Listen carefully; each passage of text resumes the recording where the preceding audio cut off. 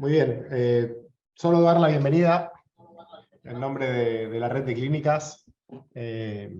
Damos por abierto el año de trabajo, siguiendo un poco la conversación que tuvimos en el encuentro de Tucumán a finales del año pasado, donde nos propusimos tratar de tener algún tipo de frecuencia de encuentros que nos permitan ir trabajando sobre los asuntos y las problemáticas que vivenciamos en nuestros cursos de enseñanza clínica.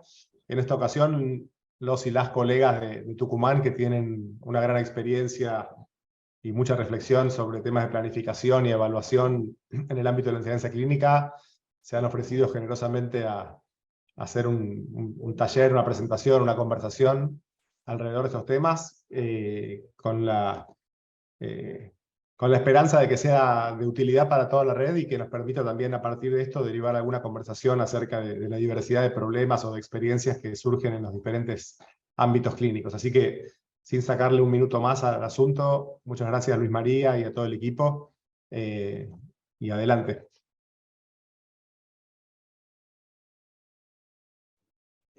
Bueno, buenas tardes. La verdad que para nosotros es un enorme placer que la red de clínicas nos dé este espacio y sobre todo a partir de algo que sinceramente ha surgido en el encuentro de la red y que tiene que ver con pensarnos a nosotros mismos en una tarea de formación de docentes clínicos y un poco orientado bueno, a hacer de esto, a profesionalizarnos, digamos, ¿no?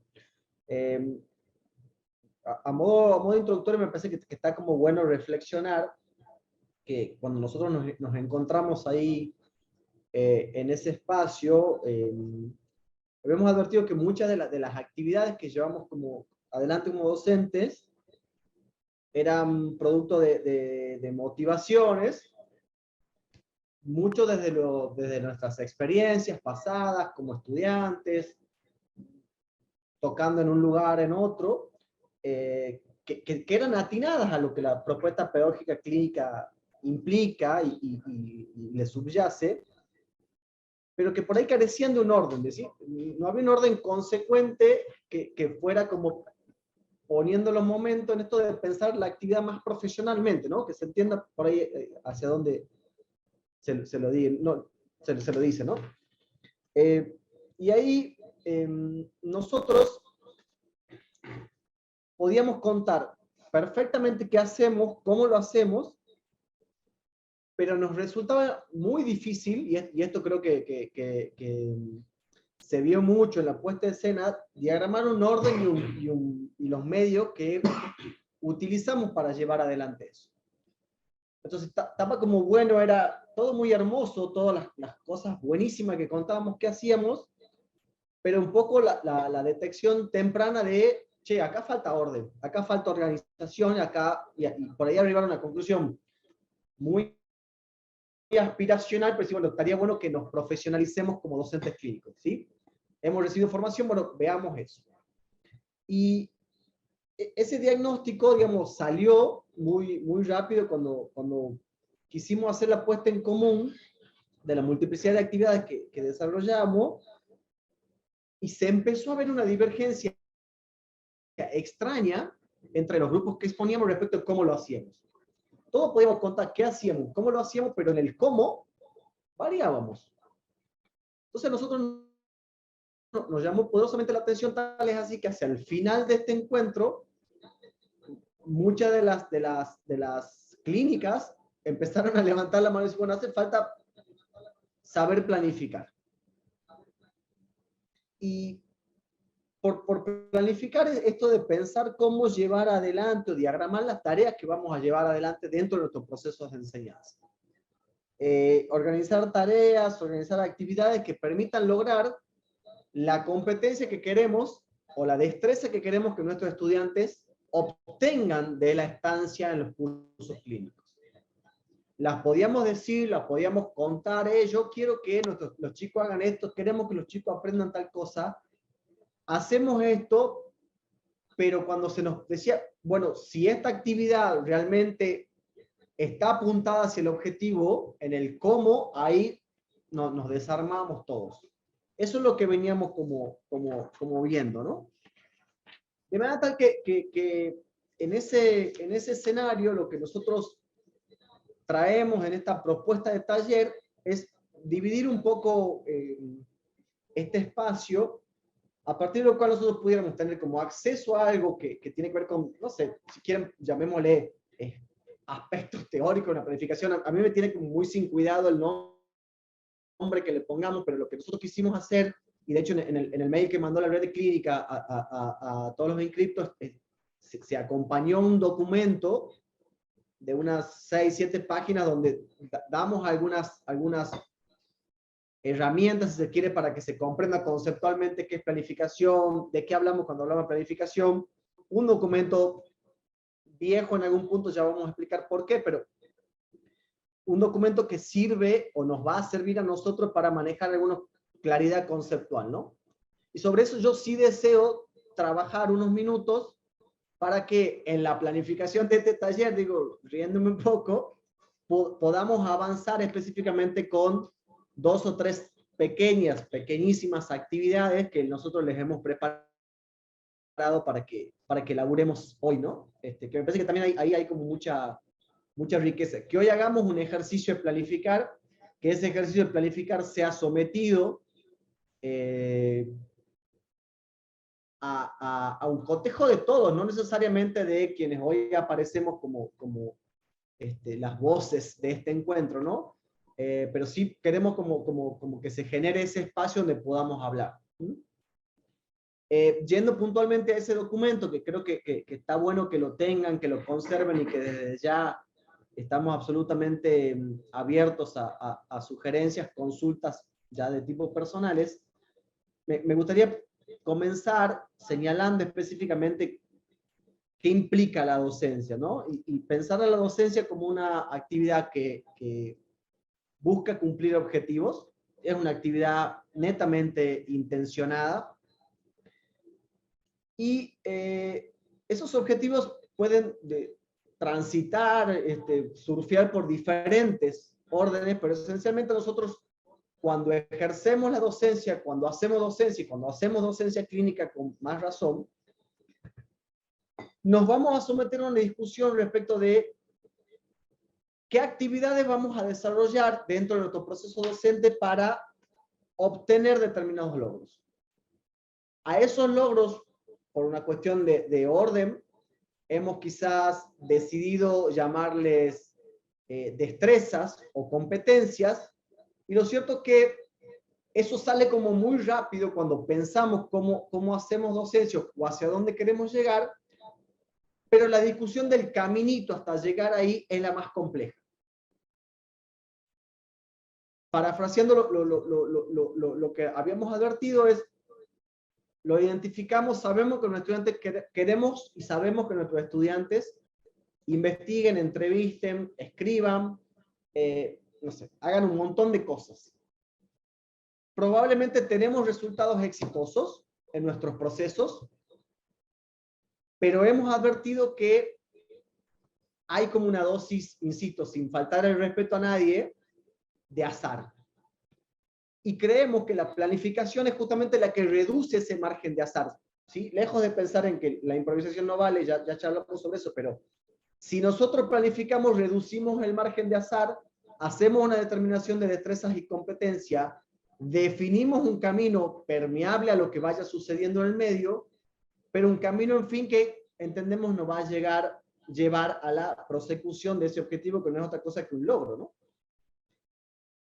Y cuando pensamos esos logros, también pensamos en el nivel de las intervenciones, ¿sí? ¿Qué intervenciones van a tener nuestros estudiantes o quienes toman nuestros cursos de clínica para poder llevar adelante esas destrezas y competencias? Lo cierto es que hay algo que por ahí nosotros tenemos una pésima costumbre que tiene que ver con no explicitar los logros que queremos obtener de nuestros estudiantes. Esto de explicitar destreza y explicitar competencias. ¿Cuándo se los decimos esto a nuestros estudiantes? ¿En qué momento? ¿Cuándo surge eso? ¿Cuándo les explicitamos a ellos qué queremos? Porque me parece que ahí se produce el feedback que a partir del cual justamente ellos pueden sincerarse con nosotros y nosotros podemos hacer un primer test de detectar desde dónde partimos. Porque nosotros pudiéramos originalmente diagramar una planificación, pero si no tenemos un test desde dónde viene o con qué nos vamos a encontrar en nuestros cursos, no vamos a poder seguir adelante, nos vamos a encontrar con un cúmulo de severas dificultades, llamémosle en términos de investigación jurídica, de variables que nos van a echar por el piso la planificación. Si pensamos, o vamos a mandar a nuestros estudiantes a entrevistar, pero nunca han atravesado un proceso de entrevistas, bueno, yo me veré obligado en mi planificación de la destreza entrevistar, a partir de cero a explicarle, no sé, por hipótesis, qué es una escucha activa. Desde esa perspectiva nosotros hablamos en nuestra planificación de contrato pedagógico, y ahí les dejo un minutito con Black, que justamente desea contar un poco de qué se trata ese contrato pedagógico que nos es realmente muy útil. Hola a todos y todas, me alegra ver gente conocida. Básicamente el contrato pedagógico es el alma de lo que vamos a hacer como docentes, y Luis María acaba de dar en la tecla con algo que dijo. Bueno, esto de explicitar con el grupo de alumnos y alumnas, che, ¿qué queremos? ¿Y por qué se le llama básicamente contrato, más allá de que todos sabemos lo que es un contrato? Pero la magia que tiene es que no se lo impone. Todos dentro del aula, la idea es que haya un pacto, que lo abracen, que estén convencidos de que esa va a ser la guía. Y ahí se da el primer feedback con todo el grupo, porque cada año que va pasando los grupos van cambiando, tienen sus propias fisonomías, sus propios deseos, sus diversas formaciones, pero sin embargo este contrato, que no es impuesto, no es un reglamento. Generalmente todos hemos llegado a una unidad académica con toda una normativa dada respecto de la cual no nos podemos apartar. Acá ellos forjan el lazo de aprendizaje y de vivencias, y es cómo se van a manejar en lo que va a restar del cursado. Y a nosotros nos permite testear, nos permite usarlo como un termómetro de cuáles son sus deseos, cuáles son sus inquietudes, y eso es la base que también a nosotros como equipo docente nos va a permitir continuar con la planificación y rediseñarla más allá de lo que nosotros previamente nos habíamos imaginado un poco. Por eso tengan en cuenta que es un paso indispensable para todo lo que va a venir. Bien, ¿para qué nos sirve el contrato pedagógico? Nos sirve esencialmente para ayudar la dirección de las acciones que nosotros vamos a llevar adelante. Es decir, a ver, una cláusula tan básica de ese contrato pedagógico es como si tenemos que leer un texto, se lo trae leído. No sé, estoy pensando hasta el ejemplo más burdo, ¿no? De la relación docente-estudiante. Pero también tiene que ver con un criterio que sí es sustrato de clínica, que tiene que ver con una relación o un criterio democrático de la relación docente-estudiante, ¿no? Es decir, donde nosotros nos corremos de la verticalidad de la enseñanza tradicional y pensamos otra propuesta. Y eso también tiene que ver con, pactemos cómo nos relacionamos. Para la transparencia, para la capacidad de control del proceso por parte de todos los sujetos involucrados y comprometidos. E insisto, nosotros ya no podemos pensar esa relación docente-estudiante de una forma lineal ni verticalista, sino no estaríamos haciendo clínica. Si no, no podemos hacer clínica. Conocer a nuestros estudiantes, conocer cómo llegan a nuestra estancia, es una precondición de la planificación. Esa precondición de la planificación la vamos a obtener, esa información la vamos a obtener y la vamos a volcar en un contrato pedagógico. Creemos justamente que atravesado ese momento, es oportuno pensar y tomar conciencia de aquello que se hace, averiguar e indagar si se tiene o no alguna razón válida para hacer eso y no otra cosa. ¿Qué se hace? ¿Por qué lo hago? ¿Por qué lo hago? ¿O por qué se hace? ¿Y cuál es la razón que justifica cómo lo voy a hacer? ahí sí quiero dar pie un poco a una explicación que después nosotros vamos a pasarle los textos, pero por ahí hay una aclaración terminológica que es importante, que tiene que ver con algo que por ahí los pedagogos lo usan de diversos modos, que para nosotros es muy determinante en un punto, que es distinguir programar de planificar. Ahí le doy la voz a Sofi. Hola, ¿cómo están? Interrumpimos la programación para hablar de programación y planificación. La distinción es recontra importante, y es importante a nivel docencia en general. Un programa, para quienes tengan clínicas insertas en una unidad académica, es como la carta de, no sé, el acta de nacimiento de una clínica. ¿Quiénes tienen clínicas insertas en universidades? Hagan un aplausito, una reacción. Levante la mano.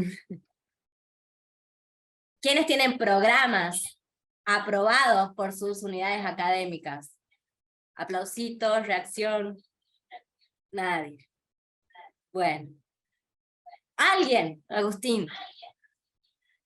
Eso es muy importante. Cuando tenemos programas, y tenemos programas aprobados por nuestra unidad académica, tenemos existencia institucional. Son los primeros objetivos que tenemos explicitados, como es la primera, el primer reconocimiento que le damos a la universidad y a nuestros estudiantes o futuros estudiantes de qué es lo que vamos a hacer acá. Ahora bien, si ese programa que tiene intenciones de persistir en el tiempo, porque los programas no se modifican ni se renuevan con tanta frecuencia, o por lo menos esperamos que no sea necesario que así sea, no nos puede atar de manos y pies en nuestra existencia como clínica, porque nuestro funcionamiento como clínica requiere de una dinámica que el programa no nos permitiría con... muy bien. El programa requiere una persistencia en el tiempo, y la planificación lo que va a venir a hacer es justamente darnos dinamismo. Darle esa posibilidad de subsistencia al funcionamiento de la clínica sin mantenernos del todo atados y atadas a la programación. El programa va a contener explicitados un montón de objetivos pedagógicos, un montón de competencias y destrezas que pretendemos formar o fomentar en nuestros estudiantes, y la planificación va a ser el día a día de ese devenir. ¿Cómo vamos a hacer de lunes a viernes para obtener esos objetivos explicitados en el programa? El programa, para quienes tienen unidades académicas, va a ser un mapa para poder empezar a planificar. Y la planificación va a ser su documento permeable, vivo, modificable día a día, que les va a permitir subsistir en el cursado clínico. ¿Se entiende la diferencia o me fui de mambo con la explicación? Genial.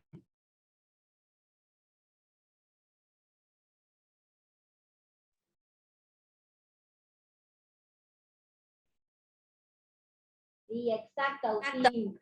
Agustín, el programa es estático y la planificación es dinámica.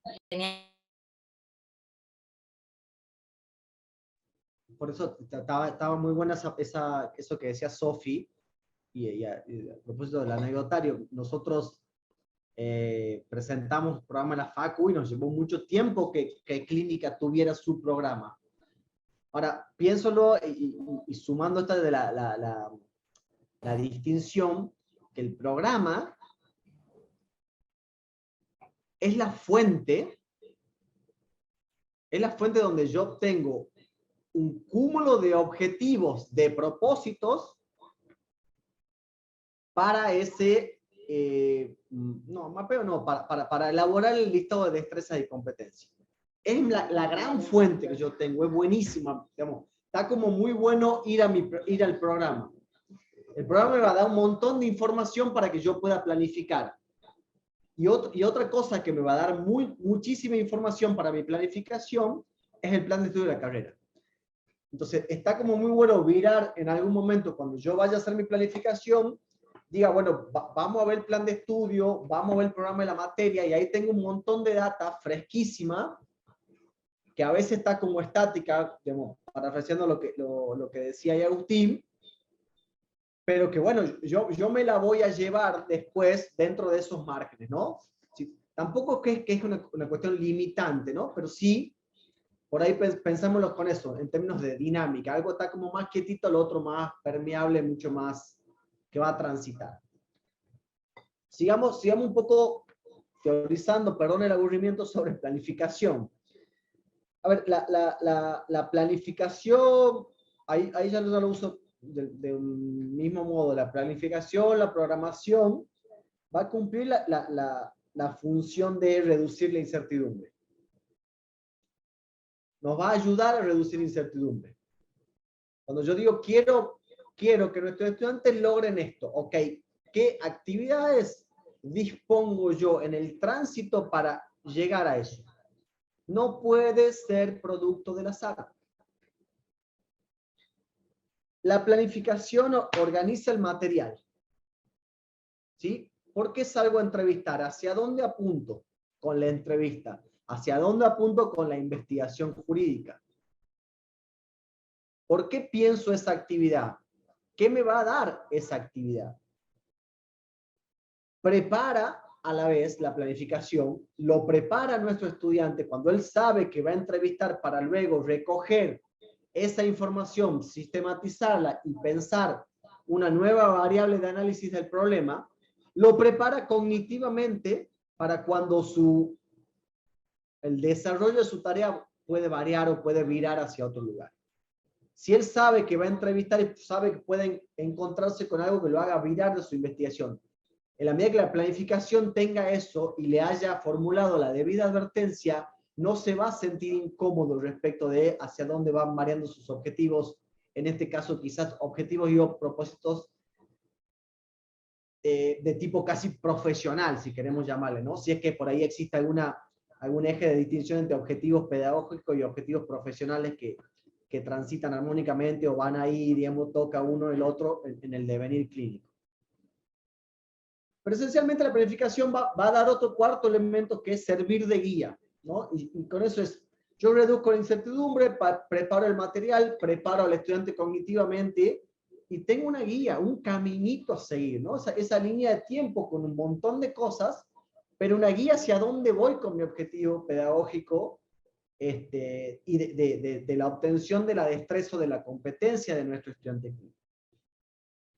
Desde esa mirada, creo que la riqueza es someter la planificación a 3 puntos esenciales, ¿no? Uno de ellos es explicitar aquello que se va a realizar. Yo debo ser capaz de explicitar a mi estudiante qué se va a realizar, qué actividad se va a realizar para lograr determinada cosa, determinada competencia. Debo, a su vez, ordenar esos elementos que van a intervenir en el proceso de la actividad que he explicitado. Vamos a trabajar después con muchos ejemplos, ¿no? Pero me anticipo con algunos. No es lo mismo requerirle a nuestros estudiantes destrezas o competencias para una entrevista, si la entrevista la va a desarrollar en un territorio o si la va a realizar en un escenario del espacio áulico de la facultad, por ejemplo, con un profesional. No va a ser la misma. El ordenamiento de esos elementos que intervienen en el proceso va a ser distinto. No es lo mismo entrevistar en territorio que entrevistar en el espacio físico aula. No es lo mismo. De manera tal que el proceso debe prever otras circunstancias. Ya sobre eso Black tiene un ejemplo maravilloso del cual creo que lo vamos a disfrutar, ¿no? Pero no quiero espoliar, se dice, creo que se dice así. Y la otra cosa es justificar, el tercer punto es justificar la decisión que tomo. Explicitar, ordenar, justificar. ¿Por qué lo pensamos así? Porque si yo puedo explicitar, ordenar y justificar, también ahí juega esa interrelación con nuestro estudiante que nos va a poder decir, por ejemplo, mire, jamás entrevisté a nadie. Mire, yo no sé qué es la escucha activa. Mire, no sé dónde queda el lugar donde usted me va a mandar. Si yo a través del proceso tengo esa correlación con mi estudiante, que me va a permitir hacer una mejor trazabilidad de la actividad en miras a obtener esa competencia y destreza. Así yo voy a poder planificar de una mejor manera. Voy a tener a la vez actividades disímiles en función de un testeo previo que puedo llegar a realizar respecto de qué tipos de estudiantes tengo o con qué expertise cuentan nuestros estudiantes, ¿no? La acción de planificar no va a tener otro fin que enriquecer, analizar y mejorar la tarea de la enseñanza. Debe permitirnos pensar nuestras propias acciones en términos necesariamente prácticos.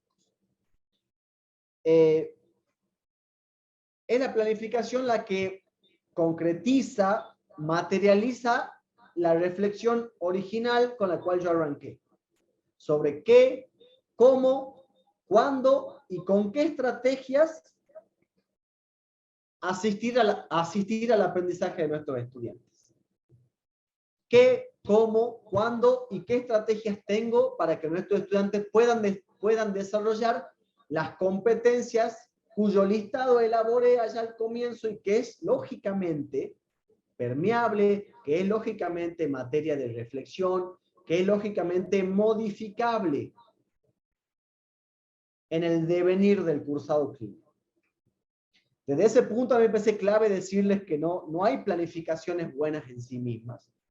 Lo que sí decir es que no nos podemos casar con una planificación, sino que por el contrario lo que tenemos que hacer es pensar planificaciones permeables, variables a circunstancias o a situaciones, a lugares y a grupos de estudiantes. Tenemos que tener una cabeza muy abierta, pero eso no implica darle lugar al azar. La improvisación no es una cosa, la improvisación en la planificación es una cosa, el azar es otra. Identifiquemos la destreza, identifiquemos la competencia, pongamos sobre el tapete la actividad a desarrollar y veamos cómo se va ajustando esa actividad a la destreza y competencia que queremos lograr. La fundamentación nos va a dar necesariamente, la planificación nos va a dar necesariamente la fundamentación de la acción que queremos llevar adelante. No es otra cosa que prever y anticiparse. Tenemos que saber qué se hará, cómo se hará y por qué se hará si queremos llegar al objetivo o propósito de destreza competencia. Y ahora me meto en una partecita un poco fiera, desde mi mirada, que tiene que ver con pensar cuál es el contenido de esa planificación, ¿no? A mí me parece que es una actividad dificultosa que no es azaroso, vuelvo a usar esa palabra, que nos cueste tanto. Creo que lo que nos cuesta no es la identificación de destreza y competencia, sino, y hablo ahí a modo muy personal, escribir la planificación. Nos cuesta horrores, es un espanto. Y lo hemos visto eso en nuestro encuentro. Somos unos cráneos, así, todos somos unos cráneos diciendo que nuestros estudiantes van a conseguir esto, van a hacer esta actividad, van a tener esta destreza, esta competencia. Somos absolutamente conscientes y ahí nos tiramos flores entre todos de qué exitoso que es el proceso clínico. Ahora, cuando decimos, che, ¿cómo llegó a esto? No, bueno, tengo una experiencia fantástica. Bueno, pero ¿cómo? ¿Qué has hecho? Y no lo escribimos. Tenemos muchos problemas en eso, en escribir, en explicitar eso que les decía anteriormente, que es el qué se hará, cómo se hará y por qué se hará. ¿Por qué tenemos esa dificultad para escribir eso? Podemos escribir un amigo, un amparo, podemos escribir lo que sea, pues no podemos escribir eso, nos cuesta muchísimo. Y creo que en eso está la fortaleza de esta propuesta de taller, en que hoy nos llevemos elementos para poder escribir esos puntos. Yo, a modo de ejercicio, lo que pensamos cuando hablamos del contenido del diseño, esta de la planificación, creemos que toda planificación debe tener en su puesta en la mesa los objetivos, las metas o las expectativas, la selección previa de contenidos, la organización y la secuenciación de los contenidos, las tareas, las actividades, materiales, recursos y la evaluación de sus aprendizajes. Esa enunciación de variables nosotros consideramos que es de una notable importancia, ¿no? Es importante tener en cuenta todas esas variables que en un punto se presentan como insoslayables para la programación. Ahora, esas variables no son o no se corresponden con un compartimiento estanco. Por ejemplo, evaluación de aprendizajes. ¿Me sirve para planificar? Por supuesto. Imagínense que nosotros tuviéramos una reglamentación en nuestras unidades académicas que nos exigiera parciales. ¿Quién toma parciales en clínica? Ya vamos a tener después, si todo anda bien, un curso sobre evaluación en clínica, pero creo que el peor mecanismo de evaluación es un parcial, no sé, pensemos eso, ¿no? Y sobre todo pensando que la relación no es unidireccional, es un poco más democrática. ¿Cuántas veces queremos planificar actividades en clínica y no le podemos asignar tiempo? Es muy difícil asignarle tiempo. En cualquier otra asignatura, si se quiere, materia, vos podés decir, bueno, la unidad 1 la doy tal día, la unidad 2 la doy tal día. En clínica los procesos son distintos. Son muy distintos, son muy diferentes. Entonces, ¿cómo yo pienso esos momentos? El diseño de planificación tiene que ser explícito, debe estar contenido en el programa y es una condición necesaria para poder discutir la programación, ¿no? No es estanco. Si lo pensamos en forma estanco, creo que forma estancada, digamos, como un comportamiento, no estaríamos haciendo clínica. Pudiéramos estar cometiendo ahí un error. Después, en nuestra documento que hemos escrito a los fines de este curso, hemos realizado una distinción entre objetivos y propósitos, tendientes a que por ahí no cometamos un error al momento de hacer nuestras planificaciones que nos impida ver por ahí, ¿no? ¿De qué se trata esto? Por objetivos, vamos un poco más con objetivos a hablar de aquello que esté como más asequible, ¿no?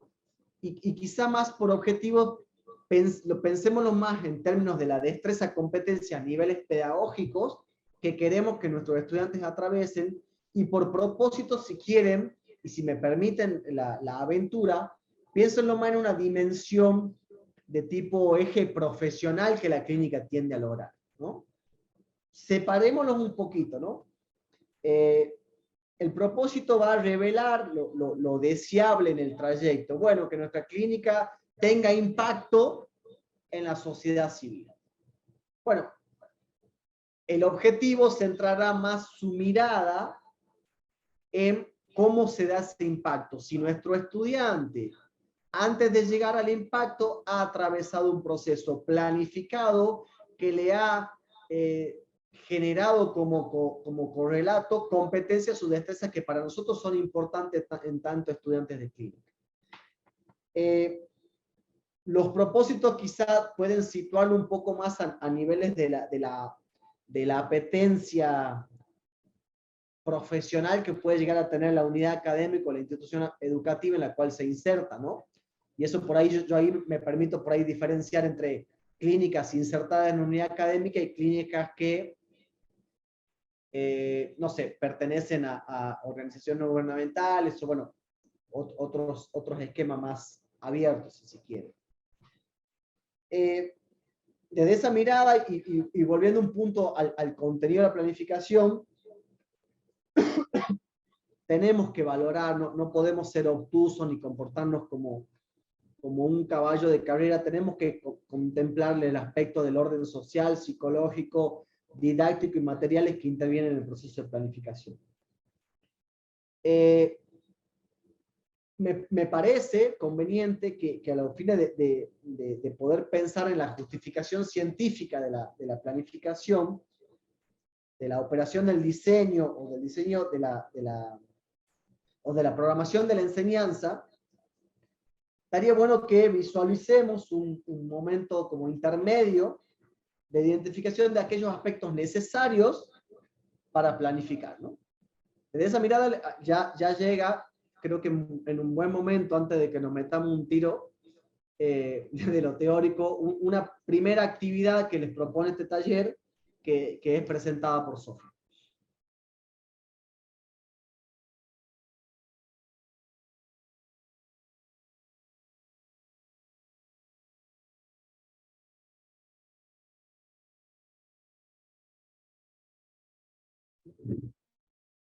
Buenas, ahora sí.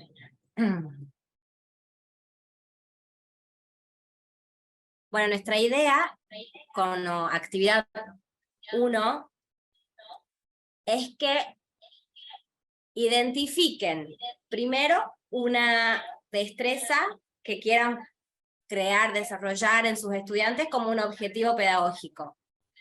Y una vez identificada esa destreza, elaboren un documento, puede ser un Google Form, obviamente que no lo van a hacer ahora, una lista de preguntas, un formato tipo de entrevista, que a ustedes les permite identificar en sus estudiantes los condicionamientos sociales o familiares que pudieran tener incidencia en el proceso de aprendizaje de sus estudiantes, qué elementos con relación a su contexto les parecen fundamentales de conocer de sus estudiantes para poder planificar, con relación a esa primera destreza identificada, ¿no? Segundo, ¿qué motivaciones, qué expectativas tienen sus estudiantes que han llevado a que tomen ese cursado? ¿Cuáles son las capacidades y los medios de expresión de esos estudiantes? Experiencias educativas pasadas y experiencias laborales pasadas. Toda esa información que ustedes recojan de esta lista de preguntas, Google Forms, entrevista, con el formato que ustedes decidan o consideren más idóneo para llevar adelante, les va a permitir conseguir una serie de datos que les permite planificar de una forma más exitosa. ¿Se entiende la consigna?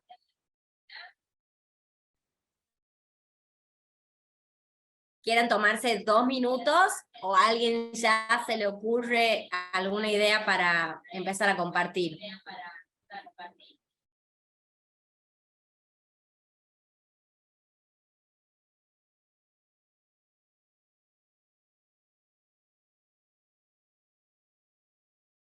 Pueden abrir sus micrófonos con libertad y comenzamos la discusión. La idea es que ustedes piensen, así como dijimos al principio, que a partir del programa de estudios y del plan de estudios, a partir del contrato pedagógico, que va a ser una de las primeras actividades que van a desarrollar, y a partir de esta entrevista ustedes pueden obtener una serie de datos que consideren relevantes para poder planificar con respecto a esta destreza. Luis María les dijo al principio, no es lo mismo si entendemos que enseñar a entrevistar o que sepan entrevistar clientes o personas en general. Es una destreza que buscamos desarrollar en nuestras clínicas. No es lo mismo que tengan 1, 10, 20 estudiantes que ya tengan experiencias laborales pasadas y ya hayan pasado por algún proceso que los haya llevado a entrevistar en alguna oportunidad. Pero... Sofi. No veo nada. Ahí estás, te escuchamos.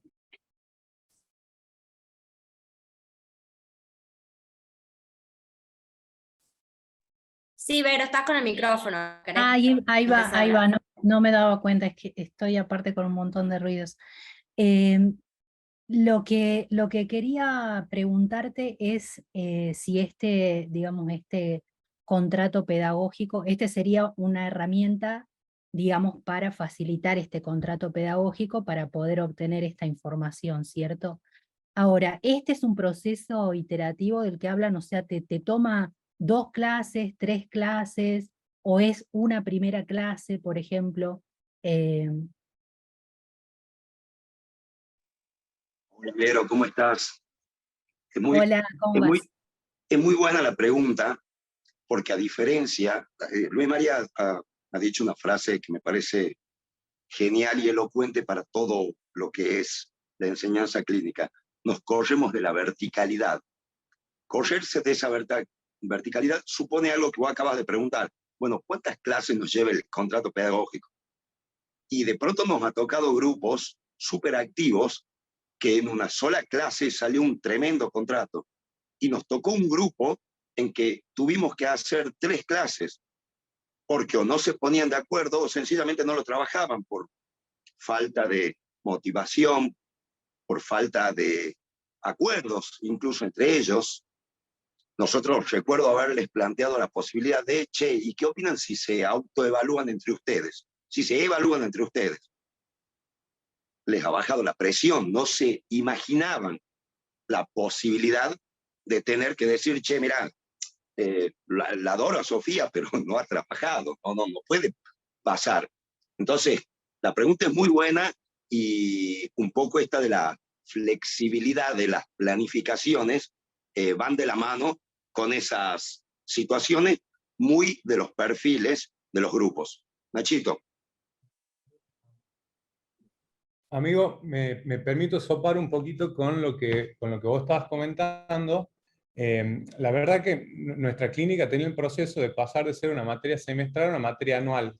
Entonces eso ya significó una revolución en cuanto a tiempo que se podía invertir y cuánto no. Después nos ha pasado de tener camadas de teenagers y ahora, por ejemplo, conviviendo con 2 o 3 personas que están más cerca de los 50 que de los 20, y la motivación, el interés, las dificultades, sus pretensiones son absolutamente distintas. Entonces es como, no es algo que se amalgama fácilmente, porque no tener una persona que generalmente tiene más prioridad al estudio, sino que tiene más prioridad al trabajo y a su familia. Entonces ya tenés intereses muy distintos que hay que amalgamar.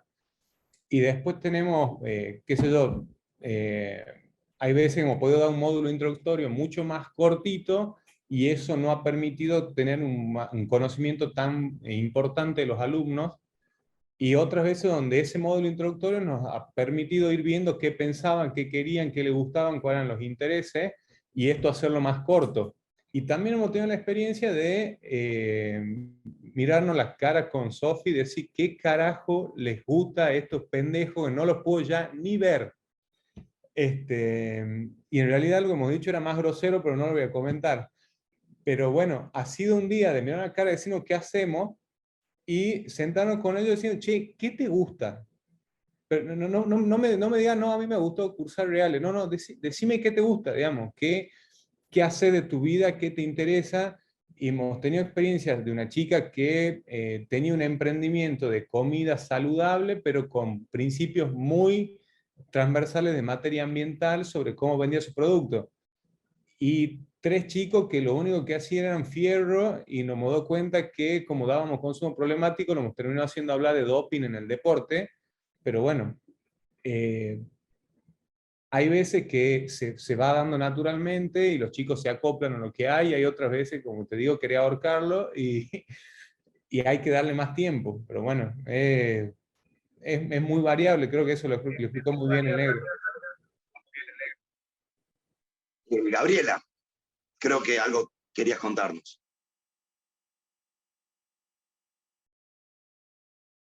Está silenciado el micrófono. ¿Soy yo o hay otra Gabriela? Porque no sé. Si soy yo, nosotros en la Facultad de Rosario, la clínica abarca solamente lo que es materia consumidor. Y nosotros lo que testeamos o vemos, tratamos de desarrollar las primeras clases, es la consulta, la entrevista a clientes que nosotros recibimos en la facultad con atención gratuita, y parte de lo que hace la clínica de enseñanza a la sociedad, a través de ir a distintos organismos vecinales u otras entidades en donde brindamos, digamos, enseñanza en lo que es consumidor. Y hacemos como dos diferencias. Hay chicos que directamente quieren hacer entrevistas y lo que es judicial, y hay muchos chicos que les interesa más la parte educativa, la parte de investigación. Entonces nosotros nos tomamos 1 o 2 clases para ver eso. ¿Y cómo lo hacen? Digamos, preguntándoles cuáles son sus expectativas, por qué eligieron consumidor, porque el consumidor está dentro de prácticas profesionales. Entonces ellos eligen dentro de prácticas profesionales ver consumidor, atención de consumo. Entonces les preguntamos por qué vinieron a consumidor. Siempre tenemos cursos muy chicos. Este año se anotaron 15 nada más para consumidor. Entonces, depende de la cantidad de chicos, vemos cómo los organizamos en lo que es atención al público, atención a los clientes, y lo que es, digamos, enseñanza o práctica, digamos, para la sociedad.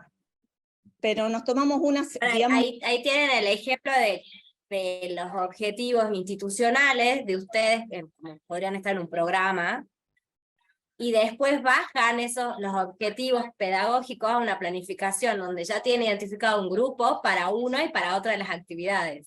Y esa primera entrevista les sirve mucho para poder justamente planificar cómo se sigue. ¿Qué les pasa si tienen un grupo que no tiene interés en absoluto en atención al público, por ejemplo? No sé. Bueno, generalmente la mayoría quiere hacer atención al público, entonces la escucha activa y todo eso, y hay grupitos muy reducidos. El año pasado tuvimos 3 grupos de atención al público y uno solo que quería ir a vecinales o entidades barriales para hacer, digamos, enseñanza o darles a conocer todo el área de consumo. Pero dentro de los que hacen práctica, digamos, lo que es entrevistas, y tratamos de mezclarlos, hay mucha diferencia entre los que ya trabajan en estudios jurídicos o en tribunales, de los que nunca vieron una demanda, una cédula. Entonces vamos mezclando los grupos para que ellos mismos, digamos, los que sepan, les enseñen cómo subir. A nosotros tenemos CIFE, digamos, online. Entonces, que ellos mismos les enseñen, obviamente con la supervisión, y ya tenemos causas iniciadas, que ellos mismos les enseñen cómo subir una cédula, cómo más o menos hacer una demanda, oficios, y que ellos diligencien los escritos. Pero es un día a día. Perfecto. Gracias, no, Gaby. De nada. Cecilia y luego Alan, para ir ahí, veo las manitos levantadas para que sigamos ese orden de charla, ¿sí? Hola, mi nombre es Cecilia, yo es la primera vez que participo de un taller de la red de clínicas, así que me presento brevemente. Soy profe de la clínica de la Clínica de Derechos Humanos de la Universidad Torcuato Di Itela. Quería compartir, bueno, me pareció súper interesante por lo que van presentando hasta ahora.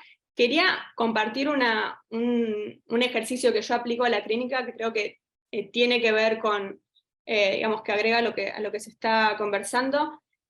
Una de las cosas de la primer clase que hago es explicitar los objetivos, las destrezas que se busca desarrollar, y hablar de esos en la primera clase, y que ya para esa clase, a la siguiente semana, tengan que escribir sus propias metas de aprendizaje dentro de esos objetivos, de esas destrezas que se proponen. Entonces ellos tienen como su propio compromiso, entregan esa actividad donde ellos explican de las destrezas que se presentaron, cuáles son las que tienen que elegir 3 o 4, cuáles son las que más quieren desarrollar, digamos, las que más se comprometen a desarrollar. Y bueno, y todo esto es un insumo que sirve para hacer la supervisión durante el cuatrimestre, y en la última clase tienen que reflexionar sobre si cumplieron o no esas metas que se propusieron a ellos mismos y a ellas mismas. Entonces, no es como el ejemplo de la autoevaluación, pero sí es un compromiso que tienen consigo mismos y dentro de los equipos que se van armando, que creo que tiene mucho en común con el contrato, esta idea de contrato pedagógico, que yo no la había escuchado nunca y me parece también interesante, pero es otra manera quizás de implementar ese contrato pedagógico. Así que nada, quería compartir ese ejemplo. Gracias por la experiencia, Cecilia, muy bueno, muy bueno. Alan. Buenas, ¿cómo andan? Para mí también es la primera vez que participo en este espacio. Yo formo parte del curso de una de las cátedras de las prácticas profesionales de la Universidad de Buenos Aires, que se da en un organismo de derechos humanos en cárceles, que es la Procuración Penitenciaria de la Nación.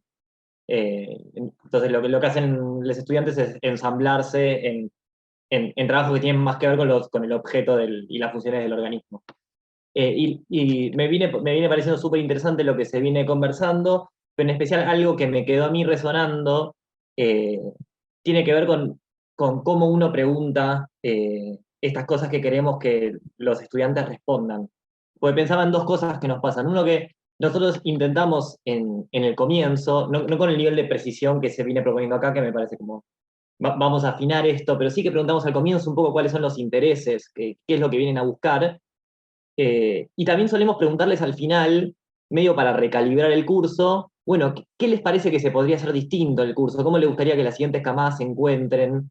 Y nos encontramos primero con que las respuestas, la primera vez, son mucho más tímidas, que hay como, digo, no tienen tan claro qué es lo que les gustaría ver en el práctico, y una vez que terminan tienen muy claro como, che, esto es un montón, etcétera, que bueno, tuvimos ahí el problema de tomarle demasiada relevancia a lo que decían al final, y descubrir que, bueno, que por ahí los 20 pibes que entran después piensan lo opuesto a los 20 que venían antes, y por ahí nos equivocamos y tomamos muy en serio lo que nos dijeron al final, porque son personas distintas, y me parece que está muy bueno lo que se dice acá de buscar que los datos preconfiguren la planificación.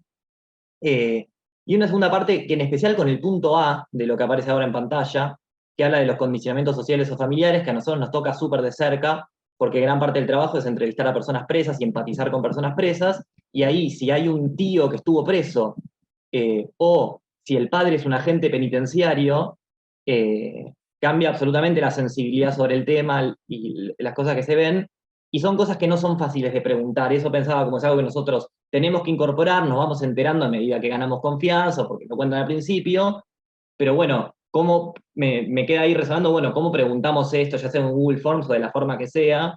Que hay cosas más fáciles de preguntar, como de qué trabajaste antes, qué orientación estás haciendo en la facultad, y hay algunas cosas que nos interesan especialmente, que hacen a las destrezas del trabajo, y que son temas medio sensibles para preguntar, y me parece como un desafío.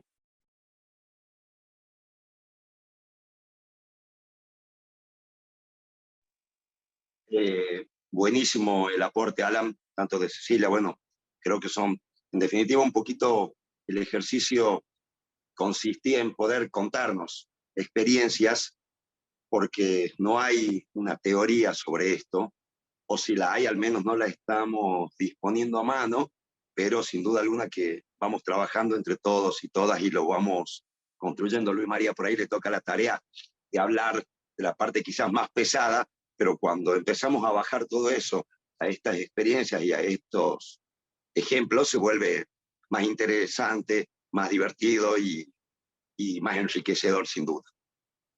Bueno, creo que no hay más nadie que haya levantado mano.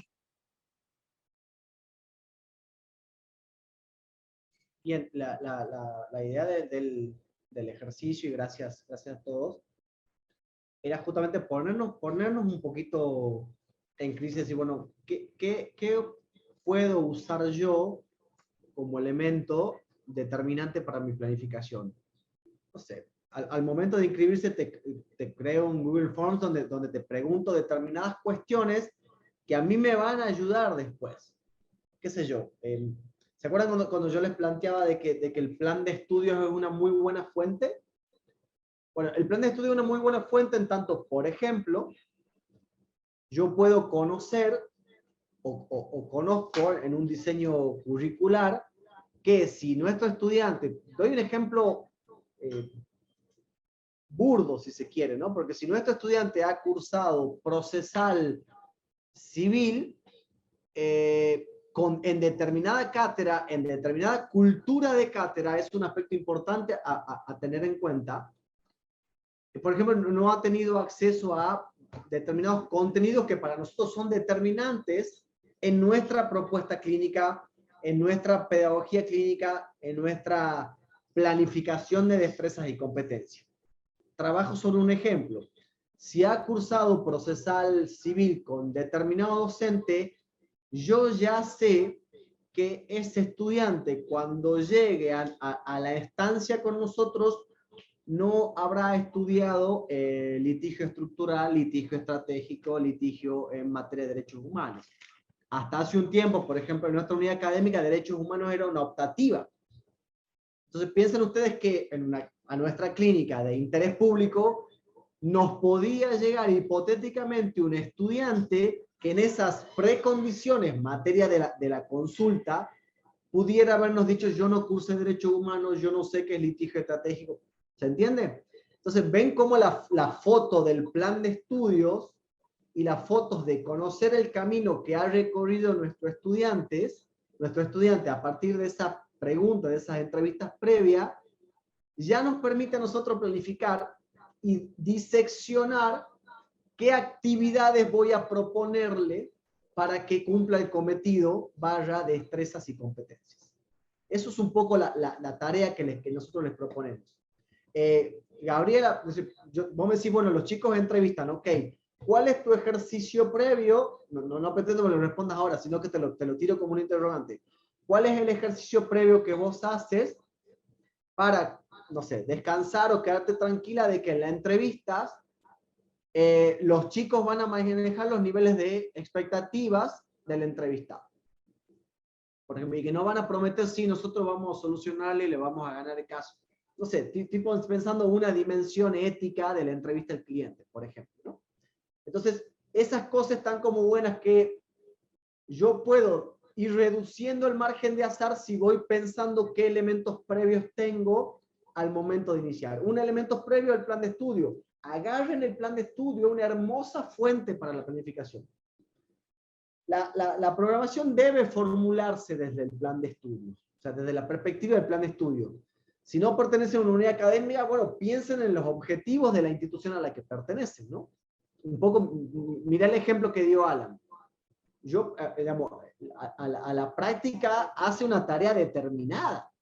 Los objetivos están, me parece que deben estar preconfigurados, Alan, si no, corregime después, ya lo charlamos. Pero hay objetivos de cuales vos no te... Digamos, y esos objetivos sí te juegan como no sé si limitación es la palabra, pero sí, vos vas a saber cuáles son los ámbitos a donde mover.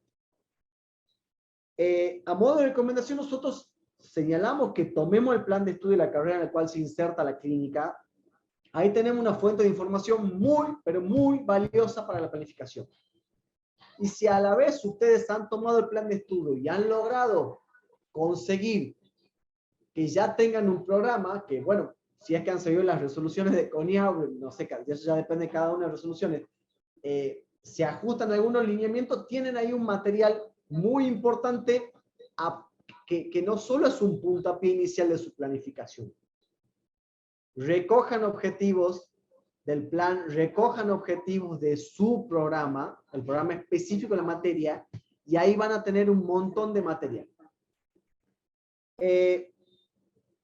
Lo que le proponemos es que de dicho plan de estudio traigan objetivos pedagógicos, objetivos institucionales para poder manejar y mensurar, si se quieren, los propósitos institucionales y los objetivos pedagógicos, y que muchas veces vean si pueden adecuar esa información que han obtenido a los propósitos de la unidad académica a la que pertenecen, ¿no? Porque ahí ojo con algo.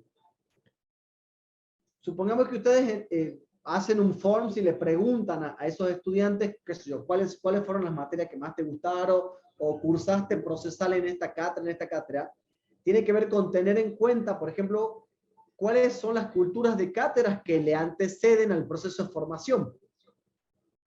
Por cultura de cátedra tiene que ver mucho con la libertad de cátedra, con la ideología de la cátedra, que no lo vamos a negar nosotros. Si no es lo mismo, y ya hablo por nuestra unidad académica, cursar Derecho Constitucional en la cátedra A, en la B o en la C. No es lo mismo.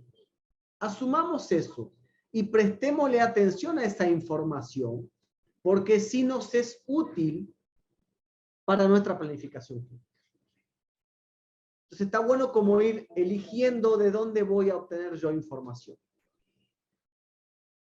Otra advertencia que yo les hago y que sí me gusta hacerla a los fines de la planificación es pensar que hay planes de estudio sin un perfil del egresado, ¿no? Y piensen que es medio peligroso eso de planes de estudio sin perfil del egresado, porque nosotros puede que no esté explicitado eso y tenemos que pensar cómo convivimos con eso.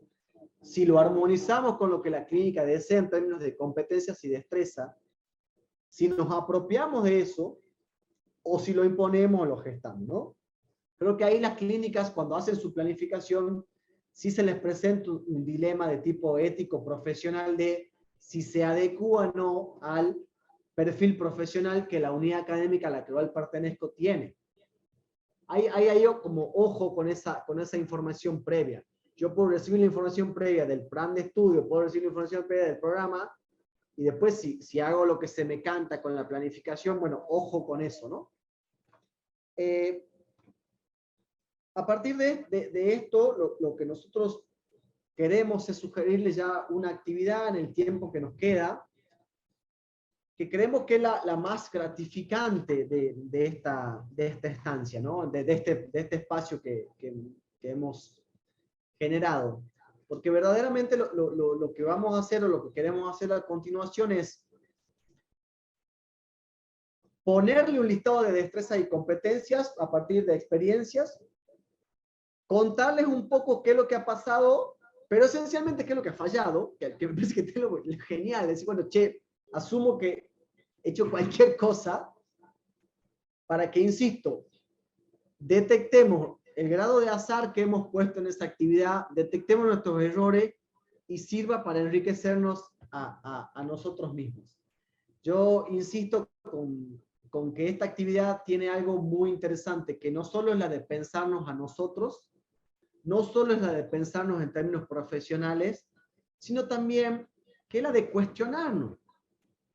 Nos cuestionemos por qué hacemos lo que hacemos, cómo lo hacemos, para qué lo hacemos y qué herramientas hemos puesto en el camino para hacer eso. Seamos críticos de eso. Esa criticidad nos va a permitir mejorar las actividades para obtener esas destrezas y esas competencias.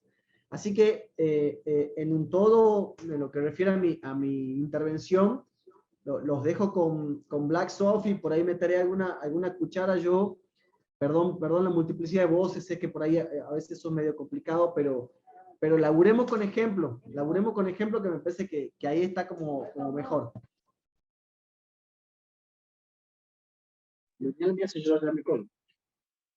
Bueno, no es precisamente esto un estudio de grabación, ni mucho menos, así que ahí estamos con algunas cuestiones técnicas, pero que las vamos sacando adelante. El que se quedó sin batería la Sofi, pero ahí volvió. Todo esto que nosotros armamos y decidimos contarles tiene la gran virtud de que lo hemos ido aprendiendo a partir de los errores que nosotros hemos ido cometiendo, y eso nos ha llevado a sistematizar, a leer más, a estudiar. Por eso Luis María insiste tanto con esta cuestión de dejar de lado el azar, porque a veces nos han salido muy bien y a veces nos hemos dado cuenta que no han salido bien, y eso lo vemos básicamente cuando los alumnos y alumnas evidencian el inconveniente, que es en definitiva nuestra responsabilidad. El texto, el documento, tiene un listado un poco arbitrario, si se gusta, de probables destrezas, pero por supuesto cada uno y cada una puede luego incorporar. Pero para contarles ejemplos, que esta es la parte vívida de todo el marco teórico, si se quiere. Pensamiento prospectivo, o si les gusta, pensamiento crítico del derecho. Ahí se habla de las escuelas, del pensamiento crítico, pero les quiero contar algo de la semana pasada. Tenemos un grupo de alumnos que está trabajando con un barrio periférico con pérdidas de agua de hace 20 años. Entonces, los ha recibido el jefe de asuntos jurídicos de la Defensoría del Pueblo de Tucumán. Y básicamente este colega los ha interpelado. Ha sido su primera experiencia de acercamiento con un organismo real, con un funcionario real. Bueno, ¿qué les marcó este hombre? Presentaron la nota sin la firma, no firmaron. Entonces entre ellos se empiezan a mirar. Pero miren, acá les están cuestionando el tema de la legitimación. Miren, pero acá sería bueno que venga con la firma de un vecino, porque si no, no tiene tanta fuerza. 3 puntos, entre otros, pero me parecen los más destacados. Clase siguiente, volvemos al aula. ¿Qué les ha parecido? ¿Qué les ha llamado la atención? Y sí, que no, ¿cómo vamos a presentar una nota sin firmar? Sí, está bien, es verdad. Y lo de la legitimación, bueno, pero nos damos cuenta que estaban flojos en lo que tiene que ver con legitimación activa, en lo que tiene que ver con cuestiones de consumo, que Gabriela debe saber un montón al respecto. Pero ¿en qué termina el aprendizaje, o al menos qué pretendíamos nosotros como equipo docentes que se den cuenta? Que ese es el sistema en el que vivimos y es que de alguna manera tenemos que cambiarlo, porque el jefe de legales del defensor del pueblo nunca les preguntó, ¿cómo está la gente? Es decir, todo lo que les marcó tenía que ver con el formalismo más crudo del derecho. Pero ellos tampoco advirtieron que nunca se le pasó a un organismo respecto del cual ya lo habíamos hecho estudiar, el Manual de Misiones y Funciones. Entonces ahí nos damos cuenta que nosotros somos los que tenemos que trabajar un poco más en lo que es esto de el pensamiento crítico del derecho. Sofi. Buenísimo. Otra de las destrezas que nos proponemos fomentar, bueno, en realidad uno de los objetivos que nos proponemos en nuestra clínica es producir impacto público a través del litigio y de otras intervenciones judiciales o no judiciales. Y como destrezas o actividades que nos parecen fundamentales a nuestros estudiantes, el contacto con el medio social, que siempre encuadramos como en extensión universitaria en nuestra facultad.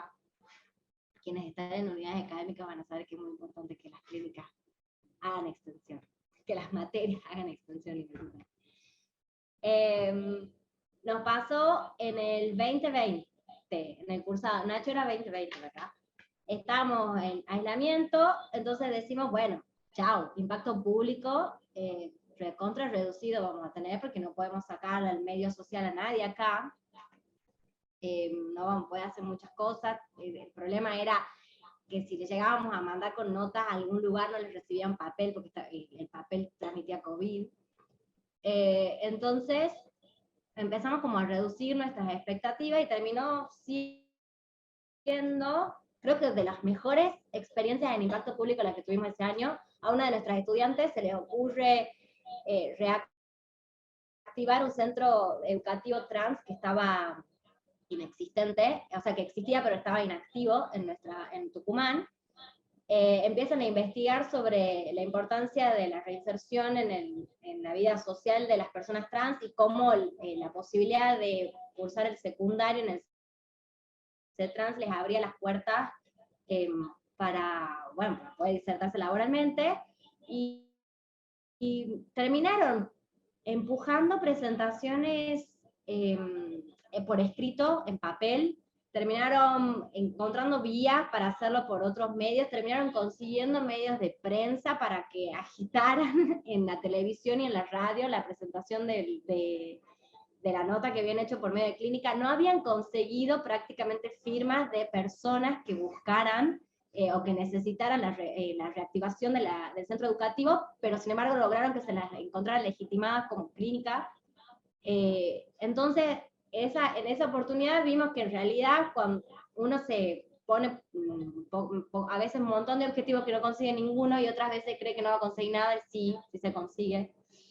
O sea que ese año no solamente produjimos un montón de impactos porque logramos que el centro educativo se reabra, sino que además nuestros estudiantes se llevaron un montón de satisfacciones y un montón de competencias aprendidas que no nos imagináramos que iban a poder desarrollar. Gracias, Sofía. Otra de las que está en el listado, ponderar la interdisciplinaridad y su abordaje de los problemas traídos a conocimiento. Los abogados, abogados y abogadas, en términos generales, no estamos acostumbrados, o yo no sé, quizás yo me equivoque y ustedes tengan otra experiencia, pero a nosotros nos sucede que las camadas llegan con esto muy de, y yo ya me estoy por recibir y yo sé, y yo tengo que dar alguna respuesta. Y a veces te hablan desde el living, en el sofá de pantufla y con el control en la mano.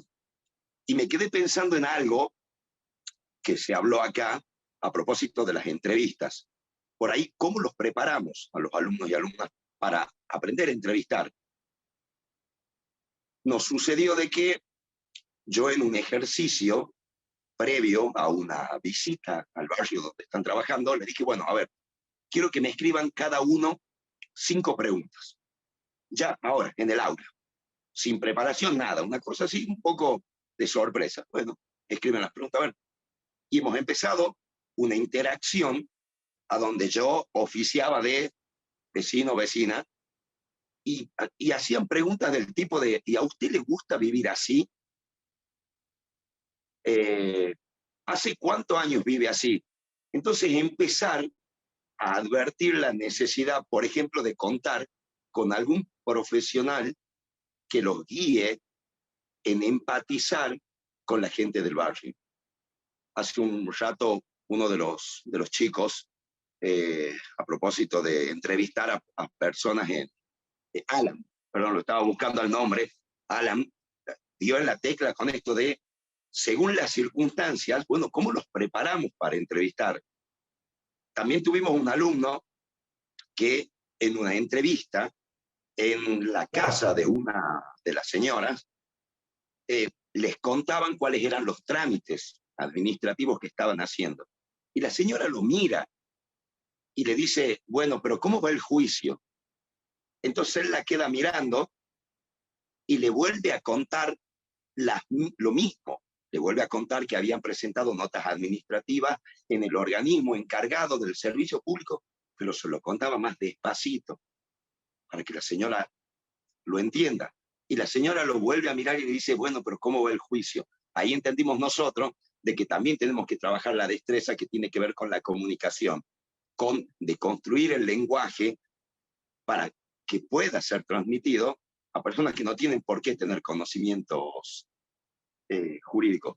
Entonces, eso a nosotros nos va marcando cuál es ese camino de qué hacemos, para qué, por qué y por sobre todas las cosas, cómo lo hacemos para que no nos vuelva a suceder de ir identificando esas falencias que todavía, o que al menos las creíamos ya incorporadas en ellos y aún no las teníamos.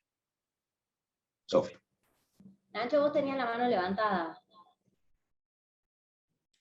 Sí, Sofía, un comentario muy cortito respecto de lo que estamos hablando de interdisciplinaridad y por qué para nosotros es como una premisa básica del trabajo y que lo tenemos incorporado de esa forma tanto en el programa como en los contratos pedagógicos. En la clínica de Tucumán, uno de los puntos fuertes de nuestro módulo introductorio es poner en evidencia cuál es el alcance que tiene el principio de igualdad a la luz de la Constitución y los tratados internacionales de derechos humanos. Básicamente esto es Roberto Saba, así de claro. Y en ese sentido, lo que tratamos de dejarle en claro es que como clínica por ahí no nos preocupa de sobremanera la norma, sino más bien cuál es la implicancia real que tiene en la práctica, y al poner el foco, correr el foco de la norma a la práctica, tratamos de dejarle en claro que la interpretación de la realidad no puede ser únicamente una cuestión jurídica, sino que es un fenómeno en el cual intervienen muchas disciplinas y muchos actores y operadores. Entonces, por eso tratamos siempre de poner en evidencia la necesidad de incorporar otras voces de otras disciplinas, de otros sectores, de otros lugares, como para tener una comprensión cabal de ese fenómeno que intentamos abordar. Gracias, Nacho. Buenísimo. Bueno, yo les estaba compartiendo acá pantalla, porque volví. Así. Esto es una lista que hicimos de destrezas que tenemos identificadas como objetivos. Natalia, perdón, sí. Hola, buenas tardes. Hola, ¿cómo estás? Bien, quería como sumar un poquito a lo que vienen hablando, algo de la experiencia que tuvimos acá en la Universidad Nacional de Mar del Plata, en la Facultad de Derecho. Nosotros tenemos una clínica que está especializada en discapacidad, sociedad y derechos humanos, y obviamente que esto de la escucha activa, digamos, y de las entrevistas, tenemos que trabajarlo previamente con les estudiantes. Y me parece interesante algo que nosotros trabajamos mucho, que es la co-construcción de saberes, ¿no? Esto de la horizontalidad que buscamos los profesores con los estudiantes, asentivo al colectivo con el que vamos a trabajar, ¿no? Ya sean niñeces, en nuestro caso personas con discapacidad, o digamos, la comunidad en general, o como el compañero decía, por ejemplo, personas privadas de su libertad. Creo que mantener esa horizontalidad, digamos, y llevarla hacia afuera de la clínica, hace que podamos co-construir estos saberes y también darle un valor, digamos, a esas intervenciones que tienen que tener cierta reciprocidad y que los estudiantes tienen que ir dispuestos también a eso, ¿no? No solo a ir a llevar el conocimiento, sino a co-construirlo para traerlo también a nuestras disciplinas, ¿no? Y a esto sumarle la interdisciplinariedad que se necesita para lograr esto. Bueno, no, nada, nosotros trabajamos mucho con esto de la co-construcción de saberes y es bien recibido por los estudiantes, porque nos iguala a todos, ¿no? Profesor, estudiante, comunidad, me parece interesante.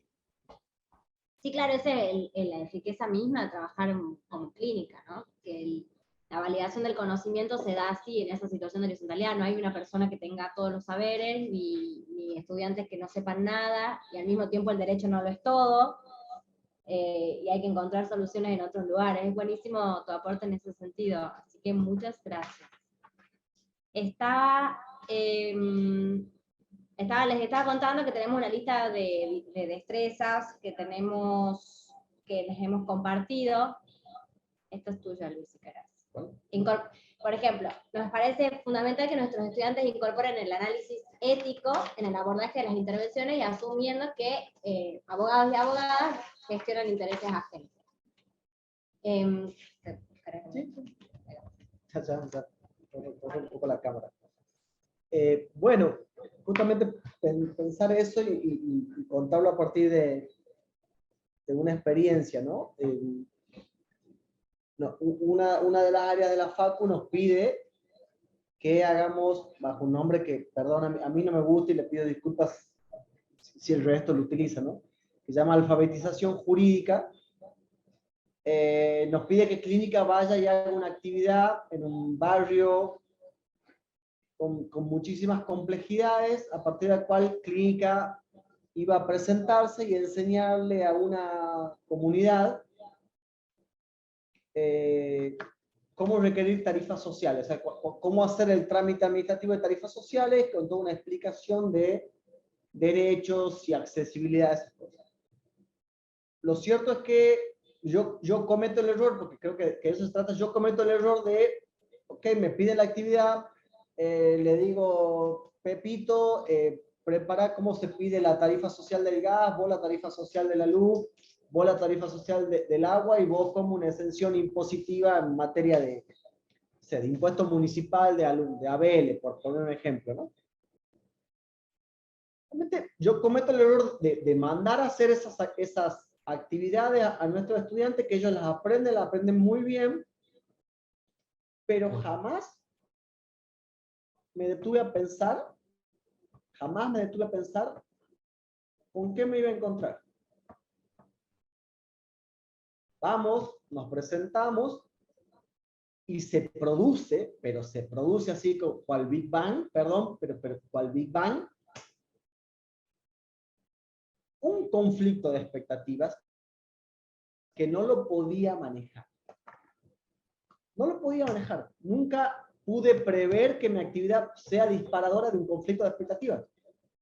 O sea, había una creencia de que nosotros íbamos a llenar formularios, presentar formularios y casi que a presentar por las personas los pedidos de tarifa social en luz, agua, gas, etcétera, y no que íbamos a hacer una explicación de cómo hacerlo. Entonces ahí yo me vi con un dilema ético en el abordaje de la intervención, ¿no? No gestioné adecuadamente, los chicos no gestionaron adecuadamente intereses ajenos. Generé falsas expectativas. Como destreza, los chicos se fueron cabizbajos. Y lo peor de todo, y ahí yo verdaderamente me sentí muy culpable, más allá de que sí se generó una instancia de agradecimiento, lo peor que me pasó fue lo siguiente. Nuestros estudiantes habían preparado cómo pedir tarifa social de luz, cómo pedir tarifa social de gas y cómo pedir tarifa social de agua. El barrio no tenía agua.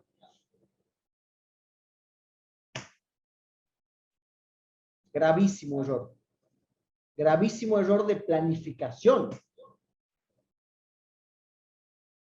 Gravísimo error de planificación. Entonces, esas dimensiones de no prever el territorio hacia dónde voy, tuvo como correlato que no alcance de la competencia de la actividad. Quiero, insisto, hacer crítica de esas experiencias para poder graficar a ustedes cómo por ahí uno comete esas cosas sin querer absolutamente, pero bueno, hace alta mecánica de trabajo. ¿Cómo, cuándo, cómo y por qué lo hacemos? Buenísimo. Me parece que estamos cansando un montón. Así que lo que yo propongo ahora es que la actividad que nos parece súper rica que se lleven es esta de que ustedes mismos y ustedes mismas se formulen una propia lista de qué destreza o competencias pretenden enseñar y aprender. Acuérdense esto sobre ordenar y justificar su planificación. Y a cada destreza, a cada competencia que pretendan fomentar en sus estudiantes o desarrollar en sus estudiantes, le asignen una actividad o tarea. Y acá están las preguntas que nosotros nos hacemos siempre cuando planificamos. ¿Cuánto tiempo tenemos para el cursado? ¿Con qué estudiantes contamos? Para eso les sirve esa entrevista previa, todos los formularios el formulario que hicieron, o la lista de preguntas que, como cada uno de ustedes ha ido contando que tienen distintas experiencias o formas de hacer lo mismo. ¿Cuántos docentes tengo? ¿Cómo voy a poder desarrollar las clases? ¿Con cuántas frecuencias nos encontramos en clínica para dar clase? ¿Cuánto tiempo necesitamos para desarrollar esta actividad? Siempre pensando que la planificación se va a modificar, es un documento, como siempre le decimos, vivo, se van a tener que volver a reunir el equipo docente y volver a pensar. No he llegado a este objetivo hasta ahora. Bueno, nos replanteemos el objetivo, lo rediseñemos, le pongamos una nueva fecha límite. ¿Con qué recursos contamos? ¿Qué tanto puedo enseñar o qué tanto Zoom puedo organizar o qué tantas entrevistas con tal profesional puedo gestionar si no cuento con los medios para tal fin? La pregunta básicamente es, bueno, ¿cómo voy a enseñar o con qué actividad voy a enseñar a aquellos que pretendo que aprendan nuestros estudiantes? Si tienen ganas, unos minutitos podemos compartir eso antes de cerrar el encuentro, que me parece lo más valioso cuando empezamos a compartir experiencias.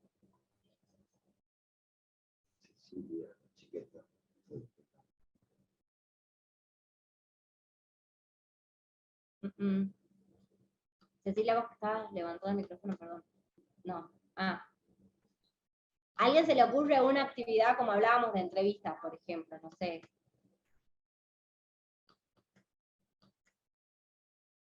No.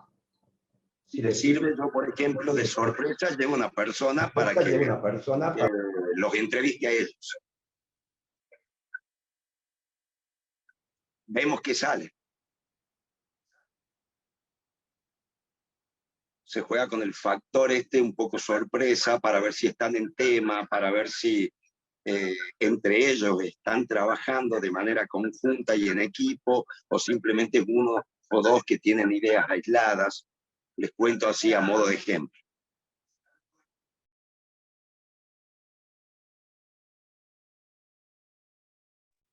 Nosotros, por ejemplo, con el tema de la entrevista,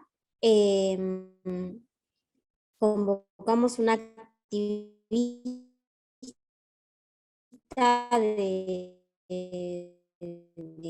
creo que era de Colombia, ella, discapacidad. Entonces ellos tenían que armar, digamos, una entrevista, pero con esta condición, ¿no? Que es de los derechos de las personas con discapacidad, y bueno, y que la entrevista tenía que estar, digamos, no era un cliente al que se estaba entrevistando, sino que el objetivo de la entrevista era otro, ¿no? Buenísima esa actividad.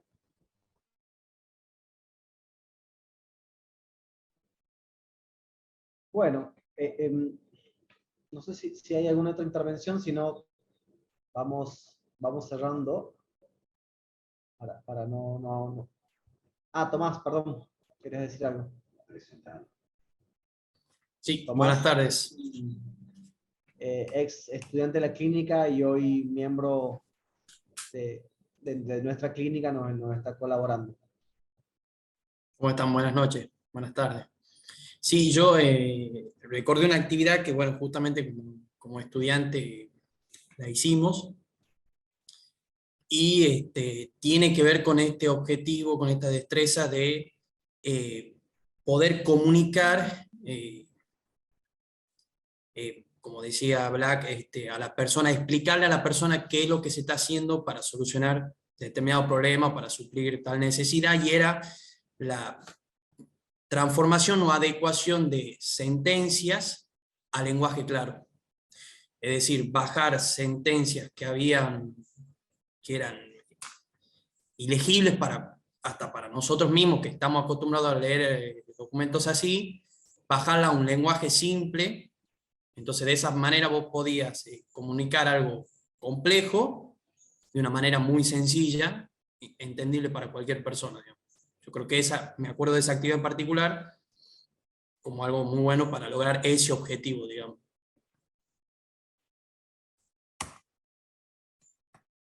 Gracias, Tomás. Gracias, Tomás.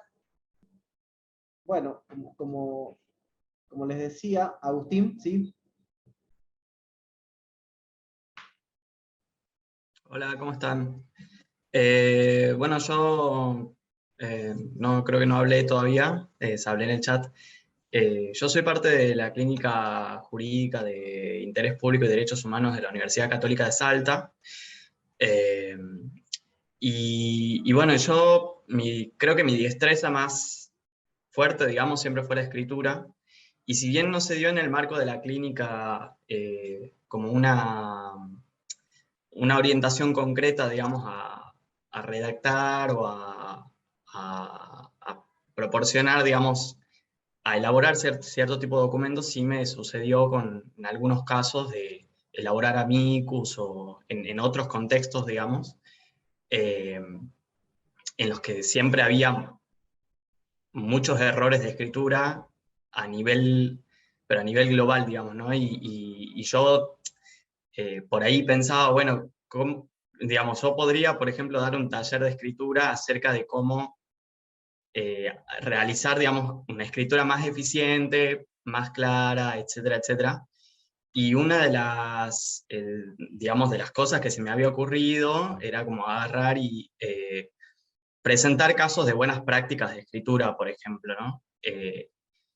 Entonces, por ejemplo, tomábamos casos de sentencias bien escritas y de sentencias que no estaban tan bien escritas, o mostrar párrafos, por ejemplo, esos párrafos kilométricos donde tenés 10 millones de incisos que son ilegibles, que son inentendibles, y cómo, digamos, el mismo párrafo, pero reconstruido en 2 o 3 oraciones más sencillas, y que volvían obviamente mucho más clara la transmisión de la información que se está tratando de presentar.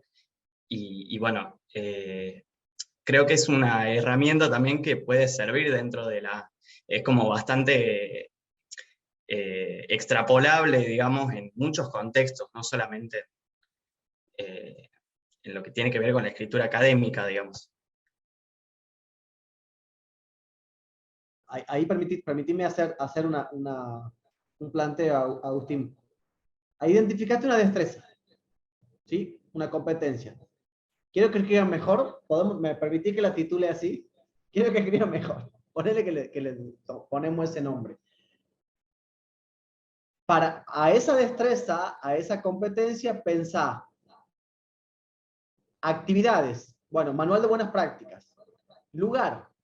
Vas a sentarte con un grupo de personas a corregirlo cómo escribe, no, qué sé yo, vas a facilitarle un documento único en Google Drive donde vos puedas ejercer un control de cómo escribe, quién escribe y qué grado de participación tiene la edición del documento.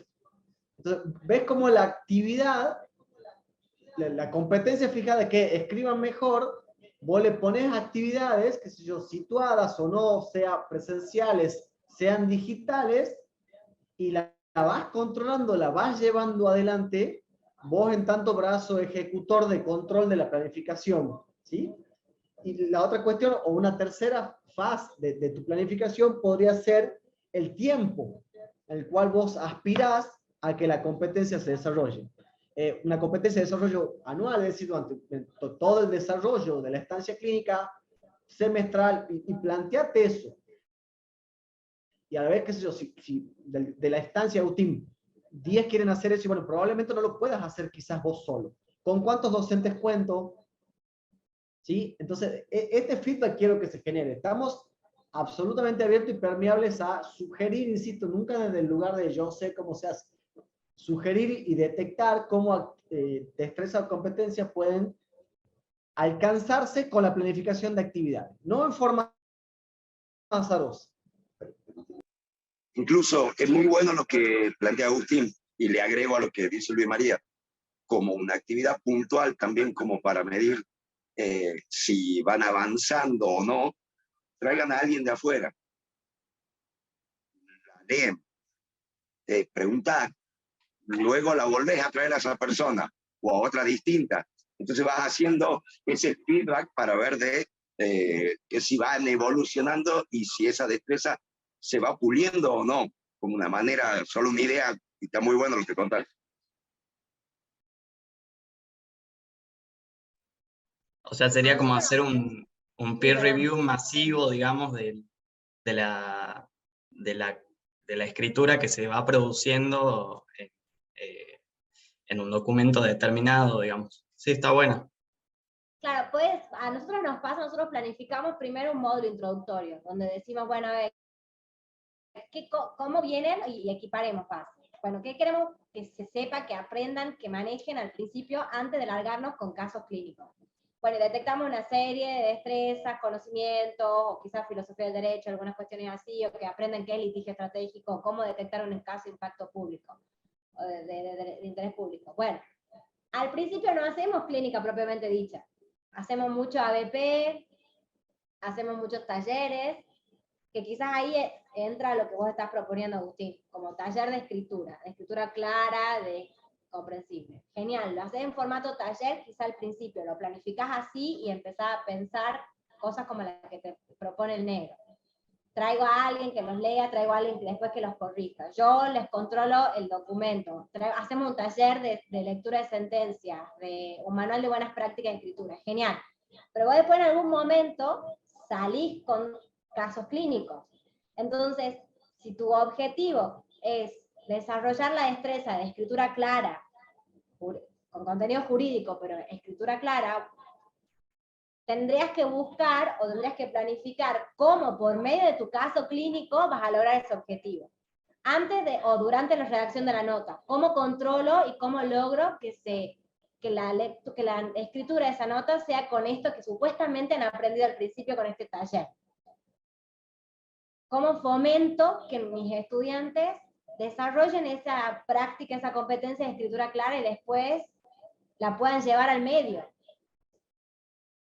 ¿Se entiende lo que te...? Sí, genial. Bueno. Insisto, el documento ese que han enviado en la propuesta de inscripción, utilícenlo para lo que ustedes quieran. Pueden, no sé, queda abierta la vía a su disposición para consultas o encuentros particulares en lo que lo podamos ayudar nosotros a ustedes. Aportes en lo que, no sé, insisto, lo que ustedes necesiten, ¿no? Siempre pensando el gran objetivo, y ahí ya, Martín, quiero que me ratifiques esto, que tiene que ver con que la red de clínica como espacio estratégico y colaborativo, ¿no? Es decir, podemos colaborarnos entre todos a profesionalizar un poco esto de la docencia clínica.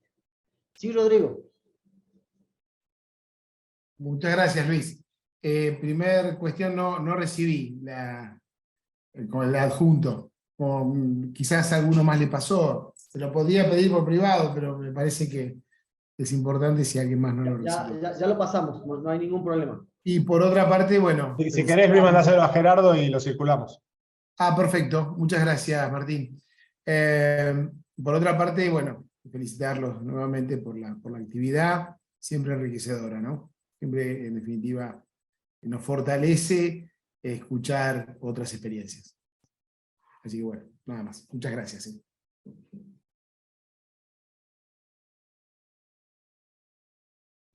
Ahí pusimos en el chat el email de nuestro, perdón. Le escribí a Gerardo, nosotros ya te lo pasamos. Bueno, de nuestra parte esa, gracias por el espacio. Le damos la palabra a Martín, a disposición. Esto es una estrategia colaborativa de la red de clínicas. Estamos para ustedes, así como esperamos que ustedes después estén para nosotros. Y nos ayudemos a profesionalizar esto en algún punto de ser más y mejores docentes clínicos, y que en Salta seamos mucho más que en Tucumán, y que surjan nuevas cosas y volvamos a vernos en próximos talleres. Sí, ahí... Ustedes, y te escuchamos, Martín. No, solo una palabra de cierre, pensando más en la visión estratégica desde la red. No hay forma en el estadio de desarrollo que tenemos en nuestras clínicas, no hay forma de que podamos enriquecernos y progresar si no es de esta manera, con este intercambio horizontal y abrevando en las experiencias que cada uno de nosotros fue desarrollando. El caso de Tucumán es uno de los casos pioneros y más desarrollados en el trabajo de ciertas herramientas, y por eso hoy fue un privilegio poder contar con esta visión.